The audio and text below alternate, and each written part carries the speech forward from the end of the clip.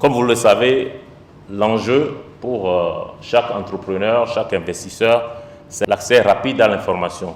Des informations utiles, fiables et précises sur l'environnement dans lequel ils entreprennent. Rendre attractive la destination Togo pour les opérateurs économiques et les investisseurs, tel est l'un des défis que relève depuis plusieurs années le gouvernement togolais à travers notamment l'amélioration du climat des affaires dans le pays. Le lancement ce 17 décembre de l'édition 2020 du Guide pratique des affaires au Togo vient contribuer à promouvoir le Togo dans un environnement sous-régional concurrentiel et à faciliter aux opérateurs économiques ainsi qu'aux investisseurs l'accès à des informations utiles et pratiques. Co-publié par l'agence de communication Focus Yaku et la Chambre de commerce et d'industrie du Togo, le guide pratique des affaires apporte des réponses claires et précises aux questions que se posent entrepreneurs et investisseurs sur l'environnement des affaires au Togo.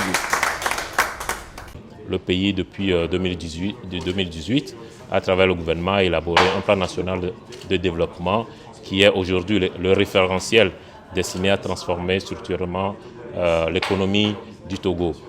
Ce PND a été impacté par la pandémie et a été revu. Donc nous y consacrons plusieurs pages. Nous avons aussi consacré plusieurs pages à la question des opportunités d'investissement dans notre pays.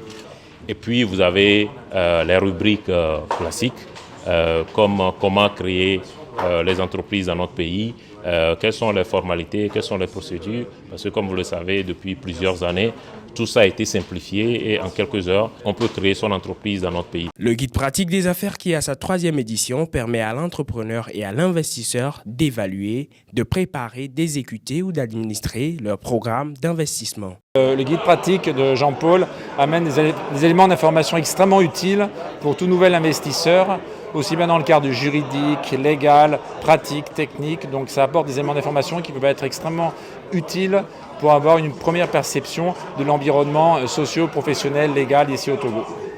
Je pense que ce guide de 200 pages donne suffisamment d'informations sur la manière de faire les affaires. Par exemple, ils ont donné un exemple, il y a une partie sur le contrat de travail pour les expatriés. Nous, on emploie des expatriés et ça a été très compliqué pour nous de comprendre la procédure.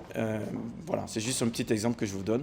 Donc ce guide va être très utile pour pouvoir mieux entreprendre au Togo et attirer les investisseurs qui ne sont pas encore au Togo. Cette rencontre qui a vu la participation de plusieurs membres du gouvernement, de représentants d'institutions de la République, des dirigeants d'entreprises, des professionnels du droit et acteurs du monde économique togolais